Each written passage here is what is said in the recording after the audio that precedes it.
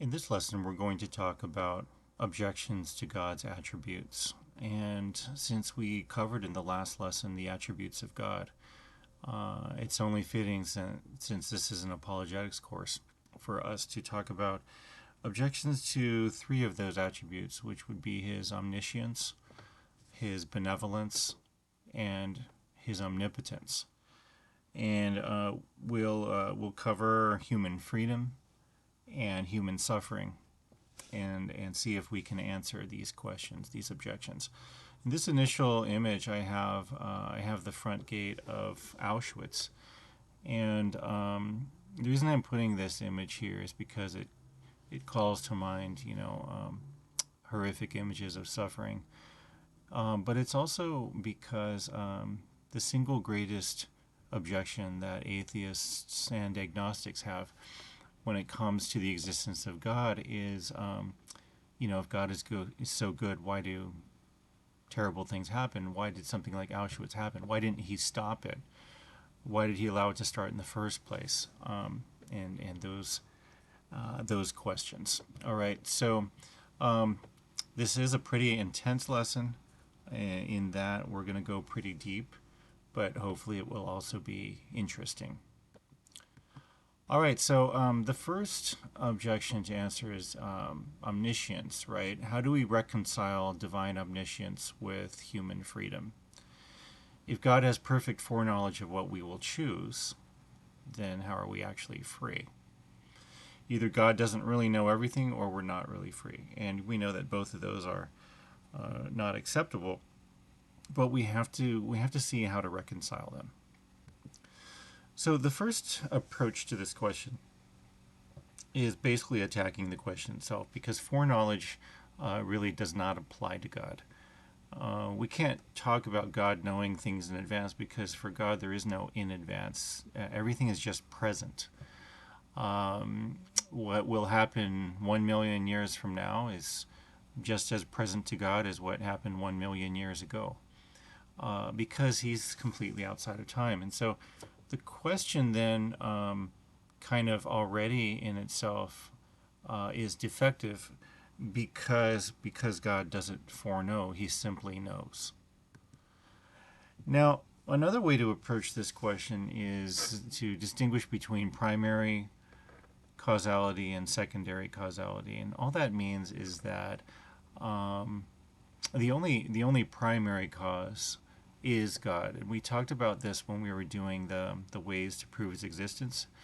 We talked about, the impossibility of an infinite regress and all that. But that doesn't mean that God's the secondary cause of everything. And what secondary cause refers to is the fact that once something has been caused, and it can cause other things, which in turn can cause other things.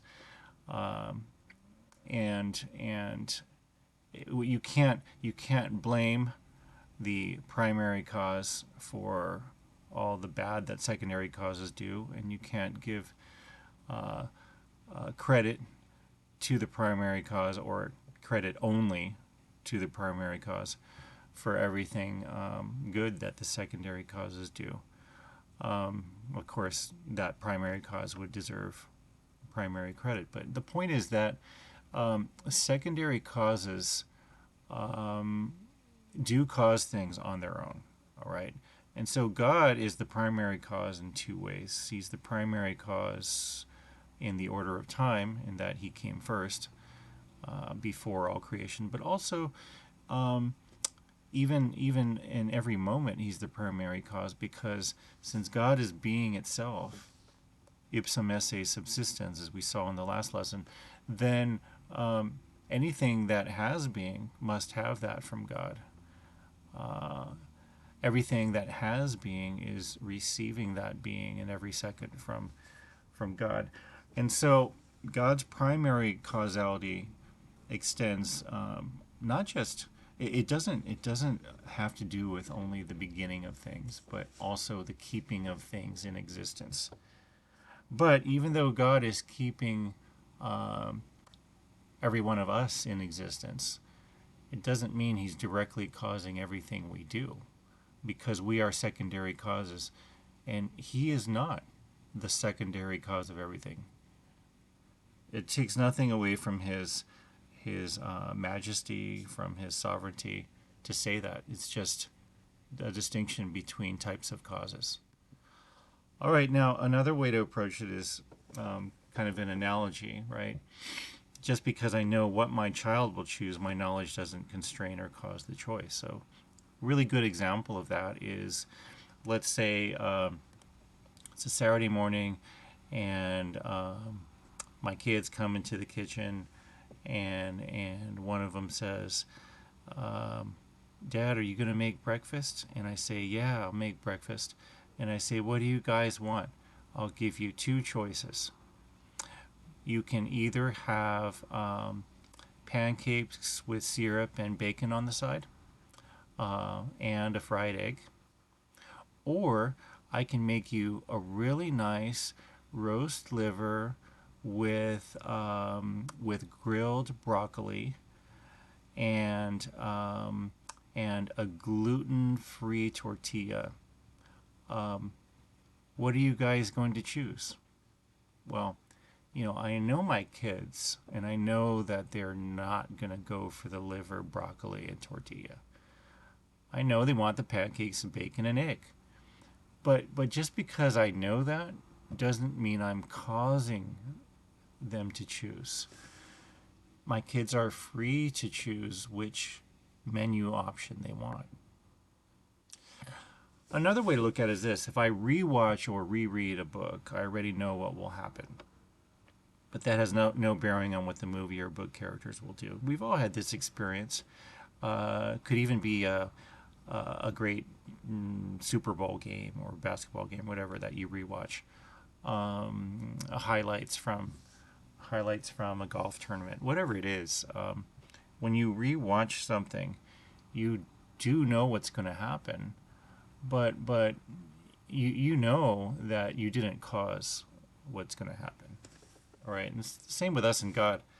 He knows what's going to happen. He is our primary cause, but he doesn't cause us to choose things, and he doesn't force us to choose things. Now, the existence of laws and commandments implies freedom. If there were no freedom, there would be no need for laws. And this is also a common sense notion, because imagine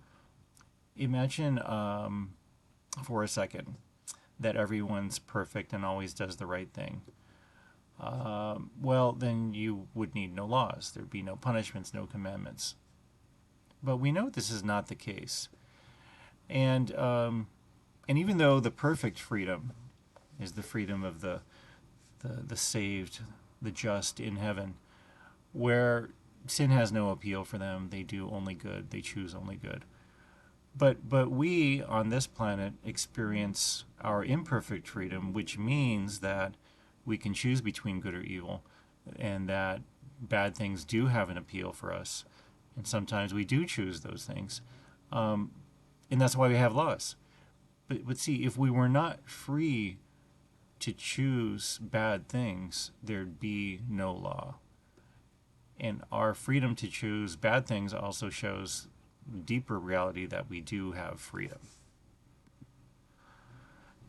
Now, another way to look at it is this, is that what you're doing causes my knowledge of what you're doing, and not the other way around.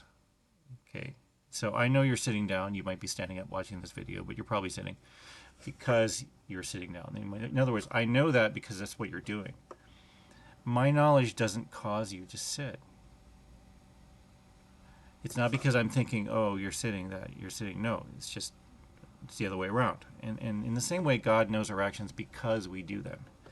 His knowledge of our actions doesn't cause us to do them. Now, technically, do we cause anything in God? Well, no. But certainly his knowledge doesn't cause us to do stuff.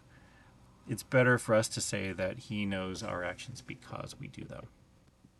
So all this to say that human beings actually, we do have freedom. We experience freedom every day.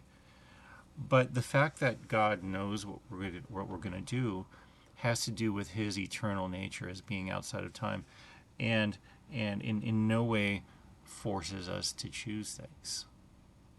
And these are some ways of looking at how to reconcile divine omniscience with human freedom.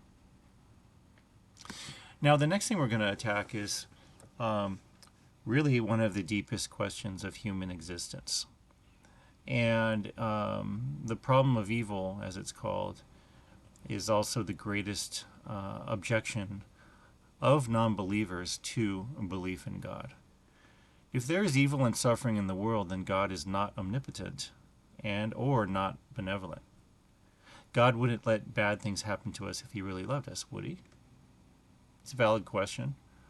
Or we could ask, if the bad thing happens, why doesn't he put a stop to it, especially when things get really out of hand? Why does genocide happen? Why do terrible tsunamis happen? These are all valid questions, and that's what we're going to attack now. Now, the first way to look at this is, so I'm going to start with two philosophical arguments that don't have anything to do with sin or with Jesus. So the first two philosophical arguments are just about the nature of evil. And the first one is that evil is a privation. It's a lack of something. If there is existence, there must be non-existence. If there is perfection, there must be imperfection. To blame God for evil is as nonsensical as blaming existence for non-existence, perfection for imperfection, or light for darkness. And again, this is a common sense notion, but we need to think about it. If I hold up the paper, right? Okay, what the paper exists, implying that something else doesn't exist. What else doesn't exist? Well, it doesn't exist. It's just, that's what non-being is. Non-being is to being as darkness is to light. There are a potentially infinite number of non-existent things. They just aren't. They aren't there. They don't exist. But see, if evil is a privation, meaning something is lacking where it should be. In a blind person, the sight is lacking. In a starving person, food is lacking. In the devil, all moral goodness is lacking. There's always, evil always comes down to some kind of lack, some kind of imperfection. But you can't blame God for that. That'd be like saying, that'd be like blaming God for the fact that, I don't know, I can't hold up this thing. Okay, and you're asking, well, what are you holding? I'm holding nothing. See, there's nothing between my fingers. That's the point. Nothing is not. And so you can't blame existent things for non-existent things. You certainly can't blame God. If evil or imperfection exists, it's because there is non-existence. But even that technically is a sentence that has no meaning, because we don't say that non-existence is. Non-existence just is not. And at the very deepest level, that's all evil is non-existence of some kind. Non-existence of some kind. It could be absolute non-existence of a thing that just doesn't exist, right? And we call that evil because that would be an evil for that thing. But even within things that do exist, there could be things that they lack. That's really what all evil comes down to. The point is, we don't blame God for it.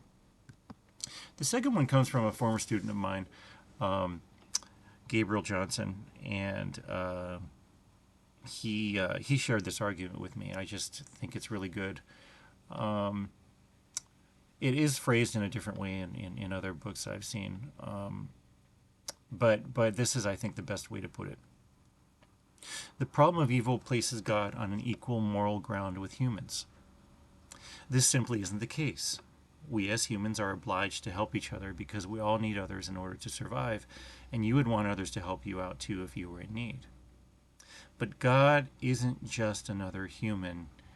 He's on a completely separate playing field. That means that we can't apply human standards to God. We just can't. He's completely different.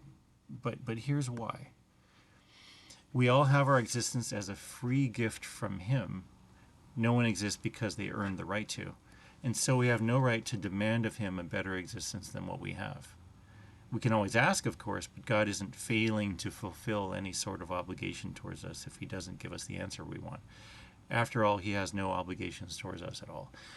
That's because mercy precedes justice. It's like we talked about when we did the attributes of God lesson previously. Mercy precedes, includes, and transcends justice. The fact that we exist at all is because of mercy. It's not because God owes us anything. And so the fact that we any existence at all is already pretty great, right? We don't have a right as creatures to say that God did a bad job. That may sound harsh, but the flip side of this is that all the good God does for us is solely out of the kindness of His heart, including becoming human and suffering and dying for us. So first of all, He made us. That was mercy. He keeps us in existence in every moment. That's mercy, right? He gives us all our needs and all the things that correspond to us, our human rights. And that can be thought of as justice within mercy. But of course, the mercy preceded it.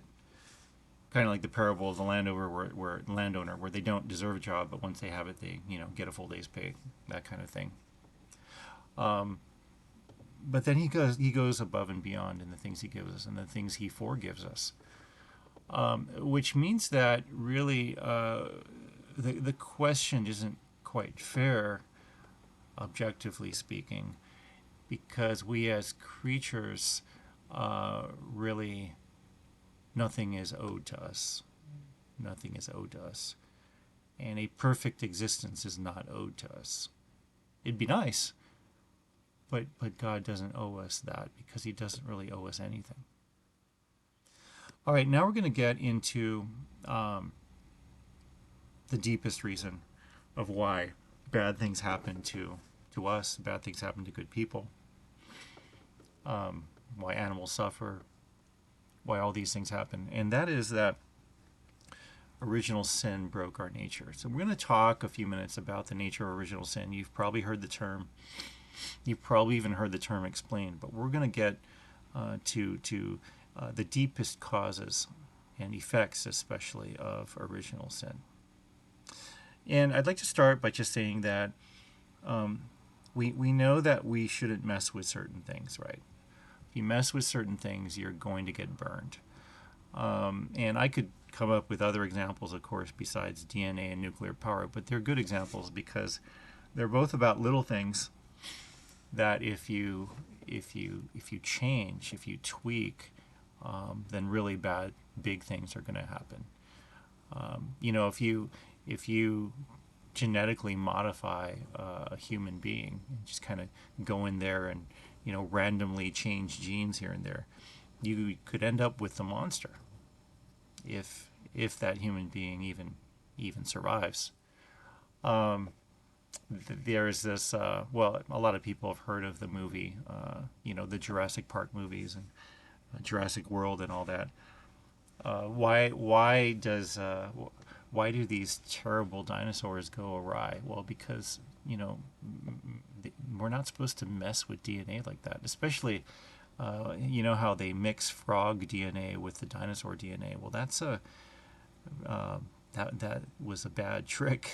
They shouldn't have done. They used frog DNA to fill in the holes, the little gaps, and we see what happens there. Of course, that's just science fiction. What was the one in Jurassic World? I think it was Indominus Rex, some kind of dinosaur they made by mixing a T-Rex with a Velociraptor and who knows what other things, but it didn't end well. But yeah, we don't mess with DNA. We also don't mess with nuclear power. If you split a few tiny atoms, then you could vaporize a city. There are serious consequences in messing with nature. Well, that's physical nature. We can also mess with, so to speak, spiritual nature. Now, spirits don't have parts, right? They can't die, but they still can be broken when a spirit doesn't do what it was designed to do. Right? The fallen angels are broken because of their rebellion. Human nature can be broken, and human nature isn't completely spiritual. Human nature is, part spiritual, part physical. It's the union of the two. But nature, even a spiritual or a human nature, can be broken. And this is what original sin did. So I'm going to start with an analogy. So let's say that you stumble upon a bag of rat poison and you're really hungry. And you see the cover and you say, oh, what cute little mice. Those look like, I don't know, they're either mice or small rats, whatever. What cute little rodents. Looks like they're even smiling. Eating these delicious looking things. They look like gummy bears. And I'm hungry. I've had a long day. I need a snack. All right, so you just tear into this bag, and as you're about to pull one of those bright-looking red packets out, you see the warnings on the side, the warnings on the label, and they say, not for human consumption. If you eat this, you may get sick or die, blah, blah, blah, right? All kinds of warnings. But you say to yourself, that's just exaggeration. I'm going to be fine. These look so good, I just want to eat them. And so you throw 5 or 6 in your mouth and you eat them. Well, what's going to happen to you? Well, of course you're going to get sick. You might die. But that's not the fault of the people who made the rat poison. It's not the fault of anyone except you. You saw the warnings, you disregarded them, and you ate the little poisonous gummy bears anyway. Well, that's your fault. Okay, that's your fault. It's the same with us in original sin. We were designed to obey God because that's the best thing He could have made us for. The best thing He could possibly have made us for is what He did make us for, and that is happiness with Him. There's no greater happiness, but that includes obedience. Not slavish obedience, but loving obedience.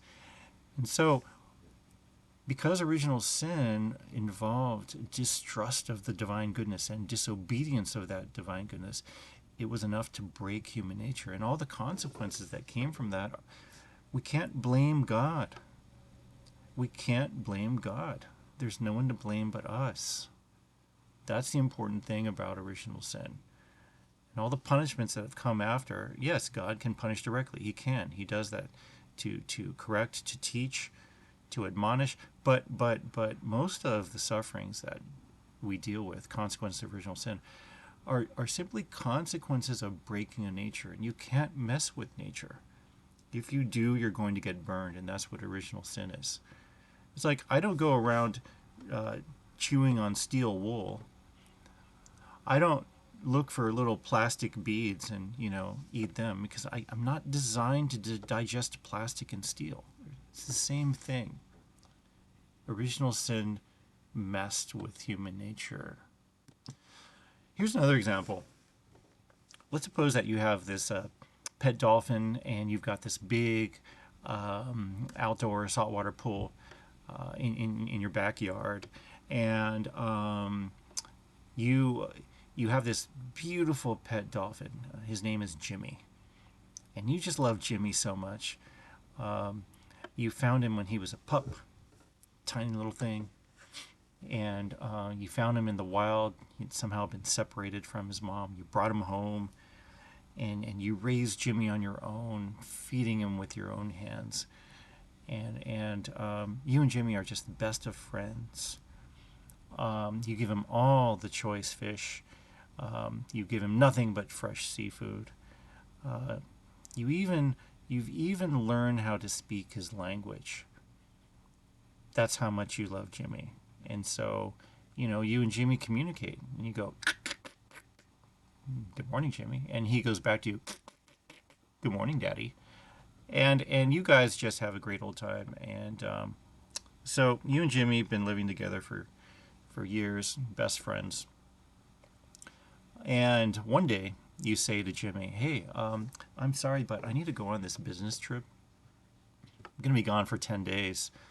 And I'm going to miss you so much, Jimmy. And I know you're going to miss me, but look, I set up this automatic feeder for you, and it's going to give you your fresh seafood every day, and you'll get some extra treats as well. And as soon as I come back, we're just going to spend a whole day together and have a great time. But Jimmy, I do need to warn you about something, okay? I know you're curious about the land, and I know you're capable of actually flopping out of this pool and exploring things. But please don't do it, Jimmy. It's not going to be good for you. Your skin will dry out, and and it could really it could kill you, Jimmy. So please don't do it. And Jimmy's like, okay, Daddy. I love you, Daddy. And you say the same back to him. You give him a big hug, and you go on your trip. 10 days later, you come back from your trip. The first thing you want to do, of course, is you rush to the backyard saltwater pool, and and you want to just jump in and hug Jimmy. So you jump in, and Jimmy's nowhere to be found. He's not in the pool. Your heart starts to race. You got this sinking feeling in your stomach. And you go around, look all over the yard. There's no Jimmy. And then you go to the side gate, which opens from the inside but locks itself and can't be reopened from the outside. And you see that it's closed and locked because it's self-locking. And then you go to the neighbors and you say, "Hey, have you seen Jimmy? He's not in the pool." They say, "No, sorry, I haven't." You go to all your neighbors. No one's seen him. And you keep walking around. You walk 1, 2 blocks from there until finally you knock on the door of this random guy. You don't even know him. He lives a few blocks away. And you say, "I'm sorry, sir, I have this pet dolphin. And he's not in my pool. And my neighbors haven't seen him. Any chance you've seen him?" And the guy goes, "Well, I did see something by the gutter on the street corner. I didn't know what it was, just this kind of gray thing there. And I was just driving past it, so I didn't stop. But I did see something weird by the gutter, corner of the street." And then you got this terrible feeling. You rush to the gutter, and you see there, sure enough, is the gray shape, and your worst fears are confirmed. And you go and see that Jimmy is just desperately trying to get into the gutter, thinking that there might be water down there. His skin's dried out and he needs water. He couldn't get back into the pool. He couldn't get to any water, but he can't fit into the gutter. And all you can do is hold Jimmy's head, his dried out head, and comfort him as he gasps his dying breath. Jimmy's no more. But why did this happen? Is it your fault, Jimmy's human daddy, that he died? Of course not. It's Jimmy's fault. Because Jimmy went against his nature. His nature is to live in water. Yes, he's a mammal, but he needs to live in water. He went against it. And when you mess with nature, you're going to get burned. Okay? This is what original sin did to us. Original sin was a radical messing with nature. We were created for God. We went against it. We rejected what we were made for. We rejected God. We distrusted in Him And I say we because the whole human race, we were somehow present there. And if that's weird for you to understand, well, then think of what you would have done if you had been Adam or Eve. You probably would have done the same thing. But the point is that original sin was the breaking of human nature, and everything that came as a result to Adam and Eve and all their descendants was a consequence of breaking that nature. Humans were designed to love and obey God, to obey God in a loving way. That's what creatures do. And when we rejected that, then all the consequences of original sin were unleashed. And this is the main reason why evil happens. Now, notice I started this lesson or this answer to the question with two philosophical arguments. And now we're in an argument that does require faith, which is a gift from God. But the only real way to understand original sin is with faith. I mean, we all feel the effects, whether you have faith or not. We all know that something's awry with human life. But it's only because of our faith in revelation that we know that the real cause is original sin. So remember that in apologetics, we're not trying to prove everything to people. What we're trying to do is understand things ourselves as people who have faith. And this is precisely because faith is reasonable. We have faith first, and then we make sense of it. Okay, the first two philosophical arguments you don't really need faith for, but for this one, original sin, you do. But we can understand what we believe in a philosophical way, and that's what the analogy of the pet dolphin does and the rat poison. We were created to live for and with God. The rebellion against our purpose in nature brought terrible consequences. And those terrible consequences we don't even have to think much about. Wars, pestilence, disease, famine, animals suffering, tsunamis that wipe out everything, earthquakes, tornadoes, hurricanes. We know that there's suffering because we experience it every day. Not only Adam and Eve suffered the repercussions, but so did all of their descendants. Just like a pregnant heroin addict passes the addiction on to her baby, Adam and Eve transmitted their sinful tendencies, or concupiscence, to their offspring. Now, the thing with the pregnant heroin addict, that's a physical example. Whereas what happened with Adam and Eve, that's a spiritual example. But it's still nature. Human nature is part spiritual, part physical. We are created, every soul is created directly by God, but with a nature. And that nature is inherited from parents. The physical nature is inherited from parents, but so is the spiritual nature. And it's a regretful, it's a lamentable reality, but when we are conceived, we inherit a fallen nature.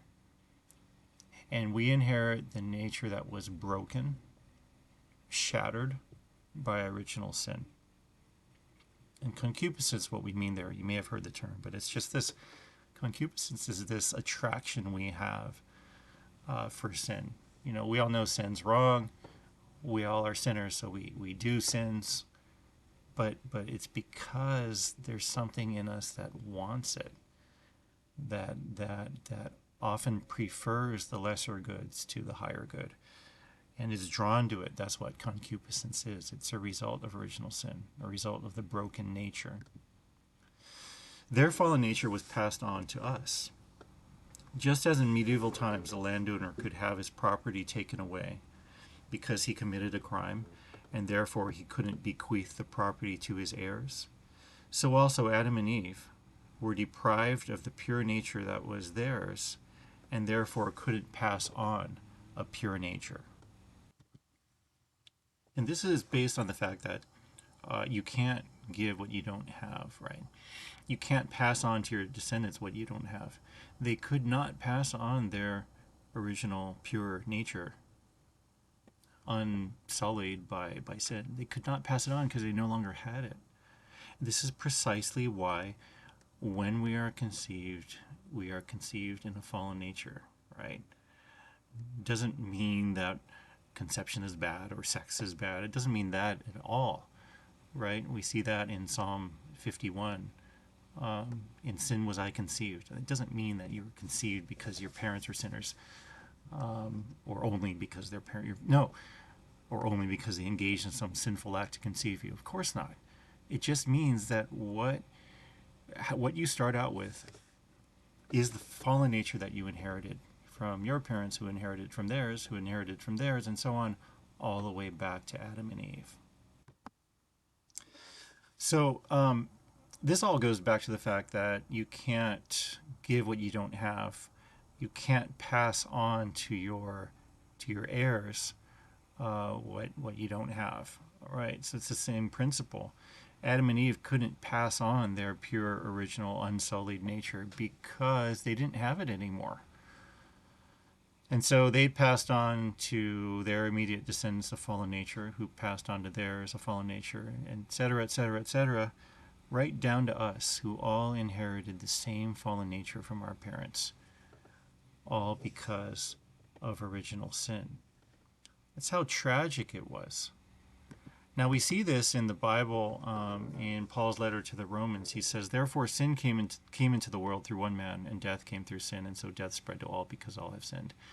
This is exactly what we've been talking about. Death is a consequence of sin. Death and all suffering is a consequence of sin, and that's what gets passed on to us, unfortunately. So we can see what tremendous consequences sin had. In the Garden of Eden, man lived in a state called original justice, the state before the fall. And in Summa, Aquinas lays out these four relationships of order that there were. Creation was subject to man. Man was the pinnacle of creation, so animals and plants and everything were subject to man, to his dominion. Body was under the dominion of the soul, so the soul controlled the body, and the body did whatever the soul wanted it to. Senses were subordinate to reason, so there were no inordinate sensual pleasures or sensual actions that were not under the control of reason. And reason, human reason, was subject to divine reason. So our human reason was in line with the divine reason, and was not going against it in any way. See, sin fractured our nature and shattered the whole natural order. And so I'm going to talk about a little analogy here that I have. And this is an analogy of the three magnetized rings. So here on this side, let's pretend that the triangle is a magnet, a strong magnet. And we've got iron rings. Iron is magnetic. So when it's in the presence of a magnet, like that top ring, that ring gets magnetized, which then holds on to the middle ring, which holds on to the bottom ring. And that's all good. But then if you take the top magnet away from the top ring, well, then that top ring's no longer magnetized and can't hold on to the others. The whole thing falls apart. This is an analogy for original sin, or for original justice, and then what happened after. In this situation, the triangle represents God, and we have human reason subject to the divine reason, in harmony with it, under its dominion. But then when that gets separated, which we see here on the side where the things are separated, well, then reason's no longer subjected to God. And in the middle here, the senses are no longer subject to reason, and the body is no longer subject to the soul, kind of representing both of those in the middle ring. And then the bottom, the creation is no longer subject to man. Creation is not under the dominion of man anymore. It was, but after original sin, it's not. And that's why we often experience in the world that it seems like the world doesn't like us, right? Forces of nature are against us, and we have to exercise dominion over them, but often it doesn't want to be controlled. And we go out into a jungle, and we can get infected by mosquitoes that have malaria, or we can get killed by a wild animal, or die of exposure because the elements are against us, and we just can't stand up to them. The point is that original sin not only broke human nature, but really shattered the entire order of the universe. And you might say, well, that's pretty exaggerated. Why? That's kind of harsh. Well, it's because you can't mess with nature. That's how radical this is. And what Adam and Eve did went against their nature, and didn't only separate them from God, but really put them at odds with everything else. In the same letter to the Romans, Paul says this in a different way. For the creation waits with eager longing for the revealing of the children of God. For the creation was subjected to futility, not of its own will, but by the will of the one who subjected it, in hope that the creation itself will be set free from its bondage to decay, and will obtain the freedom of the glory of the children of God. We know that the whole creation has been groaning in labored pains until now. And not only the creation, but we ourselves, who have the first fruits of the Spirit, groan inwardly while we wait for adoption, the redemption of our bodies. He's talking here about the third ring. He's talking about that third ring that has fallen because it's been demagnetized. It's fallen because man is no longer united to God, and that's why all these bad things happen. It's the deepest reason why all these bad things happen in the world, and why the world seems like it's against us.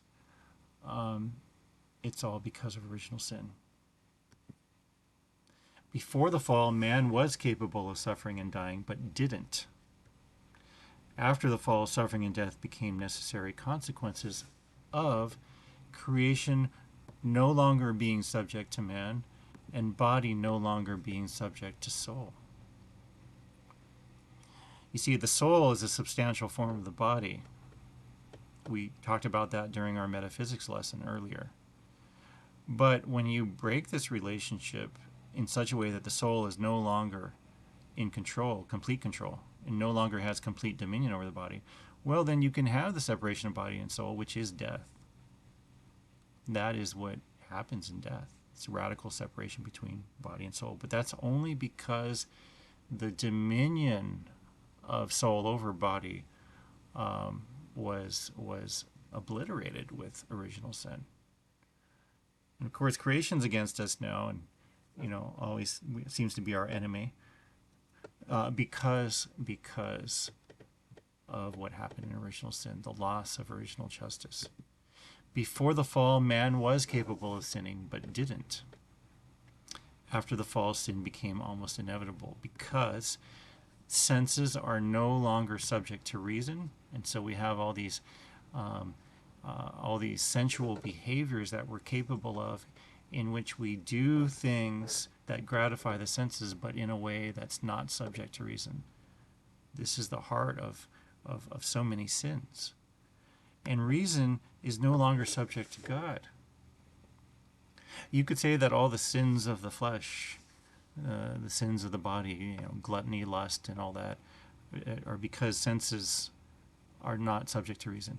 And all the intellectual sins of pride and arrogance and envy and all these things, they're because our human reason is no longer under the dominion of divine reason. Now, I know I'm painting a very bleak picture, but don't worry, there's going to be some very hopeful stuff coming up soon. The undeserved grace of original justice, which Adam and Eve had in the garden, was lost and could be restored only through the undeserved mercy of God. Notice that it's all mercy, and mercy has to do with not what we deserve, but with what we need and want. Now let's turn our attention to how our fallen nature was restored. Okay, so now we're going to get to the hopeful part, and we're going to get to the divine remedy for original sin. Not that the original sin could be taken away or undone, but that it could be forgiven and its effects neutralized. Let's talk about how that happened.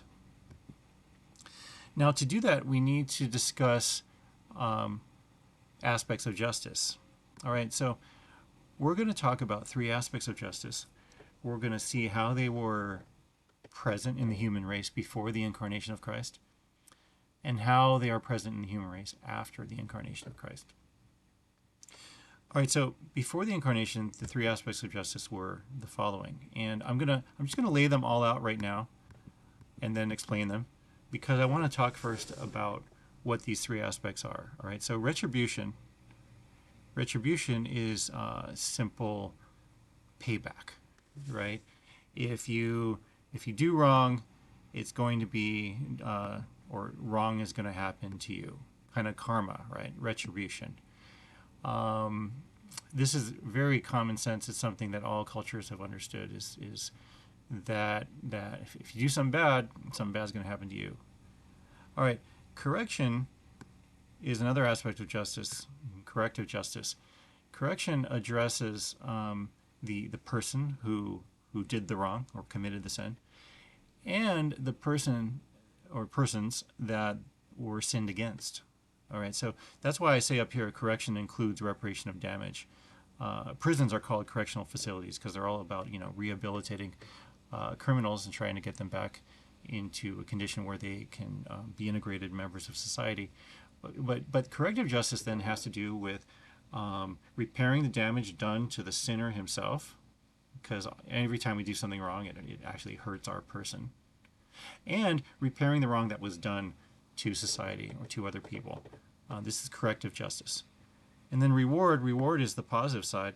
Reward is what happens when you do good and good comes back to you. You could think of reward as just positive retribution, but I prefer to just separate them into two different terms. So reward is good things coming to you when you've done good. Now, before the incarnation, we're talking about a situation in which human nature is utterly depraved, right? Human nature is utterly depraved, and because of that, it's capable only really of sin, and concupiscence is running rampant. People are attracted to sin and do it, and what we have then is all of this justice, which is still being mitigated by mercy. That's always true.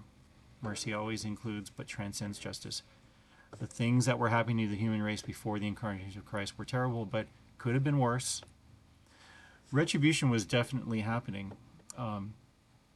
People were suffering and dying left and right. There was plenty of retribution, but it was insufficient because hell was deserved. And hell was deserved, strictly speaking, because that is justice, right? Now remember, mercy includes justice and transcends it. But strictly speaking, only justice. Really, what sinners deserved was annihilation. Adam and Eve broke their nature. They should have just been, or not should have, but it would have been just and reasonable for God to just annihilate them on the spot. He didn't do that. Gave them a chance. And so what we're saying here is that pure retribution really means that sinners deserve hell. Correction could happen, generally wasn't, and there were exceptions. You had Noah, Moses, Abraham. Well, actually, Abraham was first. You had Noah, Abraham, Moses. You had the patriarchs. You had all these great people, but they were exceptions. They were exceptions to the general rule, and unfortunately, the general rule was concupiscence running rampant, wreaking havoc, and people were just stuck in their sins. We see that with the Israelites, right? They'd be good for a while, then they'd fall, worship the golden calf, and then they'd be good and they'd get attacked, overrun by the Assyrians and the Babylonians, and it's like they just didn't learn because they were living with a corrupt nature. And reward couldn't happen because man with its completely corrupt nature was not even capable of doing fully good acts. Every act that yet humans did was tainted. But then came the divine remedy, the incarnation. This is such an important thing. The incarnation, one small word, and yet this one word expresses the entirety of our faith. God became human so that man could become divine. St. Athanasius said that. God became man so that man could become God. That's literally what he said. And what he meant, of course, was that we have this exchange of natures, this sharing of natures, this becoming human, taking on everything that's human so that he could transmit to us his divinity, so that he could repair and regenerate our human nature. That's what the incarnation did. It regenerated human nature. Adam was the head of the human race. But Jesus Christ is the new Adam. He's replaced Adam. The new head of the human race is Jesus Christ. And we are all the members. We are the cells of that body of which he is the head. But because he's the head, he can transmit to us the regenerated human nature that is no longer corrupt. Now, of course, that can only happen through baptism. And even after you're baptized, you still have to fight against it. It's a lifelong process of, becoming divinized. Not that you become God, but you become more like God. All thanks to the sacraments and the grace of the sacraments. But all of that is possible because of the incarnation. The incarnation includes everything. It includes the hidden life of Christ, the public life of Christ, his passion, death, resurrection, ascension. It's all part of the same mystery of God becoming man so that we could be reunited with him. This is the divine remedy to the tragedy of original sin, the incarnation. And so after the incarnation, now we have a much happier situation. Retribution is still happening. We experience it every day, right? We still get headaches. We still have injuries, and we experience the pain of loss. But it's now sufficient. Hell can be avoided, and hell can be avoided because our Lord has regenerated human nature, making it possible for human nature to get rid of all its corruption. Correction does happen now, and correction begins with baptism. See, correction, which is the reparation of our nature and the reparation of all the damage done by sin outwardly, that happens. It begins in baptism, but it goes on. It's an ongoing process. The ongoing process still involves pain, right? The pain of letting go of concupiscence, the pain of purifying ourselves. But thanks be to God, we can get purified thanks to the incarnation. So correction does happen now, and reward can now happen in virtue of Christ's passion and death. Okay, we're going to talk a little bit about that in the second part of this lesson, what his passion and death has to do with anything. And remember, the passion and death is part of the incarnation, the broader thing, the Christ event, which includes all these things. And the incarnation includes the passion and not the other way around. All right, but for now, what we want to emphasize is that the solution to the tragedy of human nature, the tragedy of its corruption, was for God to become human. What a mind-blowing thing that the second person of the Trinity, perfect, in need of nothing, would step down from that perfect state and actually become one of us, keeping, of course, his divine nature, but assuming or taking on our human nature.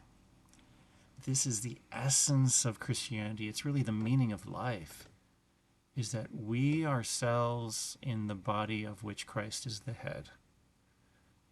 We ourselves in the body of which Christ is the head. And the reason he's the head is because of the incarnation. The reason we can call God Father is because of the incarnation. Because you see, God the Father, is our Father by adoption. And what does that mean? Because we're cells of the body of Jesus Christ, who is the Son of the Father. And because of our membership in Christ, who is the only begotten Son of the Father, we are then adopted sons of the Father. The incarnation is the source of our adoption. It's the source of our regeneration. The incarnation is everything. That's how important it is. The divine remedy. One that we may have heard of before, but we have to just appreciate more. We can spend a whole lifetime deepening in our gratitude for the incarnation. You could spend hours just thinking about it. Let's suppose, let's say I'm an entomologist, right? And I love insects. I work with insects in a lab, and I have this colony of roaches. And for me, roaches aren't ugly. I like roaches. I like all insects because I'm an entomologist. It's what I do. But I notice in my colony of roaches that there's a problem. And it's because they're ingesting a powder down there that I can't get out of my lab. And I've tried, but I just can't. They're ingesting it, and I know that if they just stop, that they'd be better. But they're starting to die out because of it, and I can't teach them. They're not responding, and so I decide, all right, I'm going to become one of them. Yep, I'm going to become a cockroach, so that I can teach them and heal them from the inside. That's how much I love my cockroaches. Now, that might seem like an insulting analogy. It's not meant to be. I'm not saying humans are roaches. What I'm saying, though, that is the step down of the entomologist becoming a roach is actually much less than the step down of the God becoming human. Becoming human was a big deal. It means taking on limits. And he didn't just take on the perfect, painless nature. No, he did not take on a sinful nature. He did not have concupiscence, Jesus Christ I'm talking about. But he took on a mortal nature that was capable of suffering and was capable of death. So for him, for God to become man was a huge step down. All because he loves us. All because he loves us, and loves us so much that he would take on our limitations and become one of us in order to remedy the tragedy of our broken nature. All right, that's enough for part one of this lesson. And I'll explain a lot more in part two.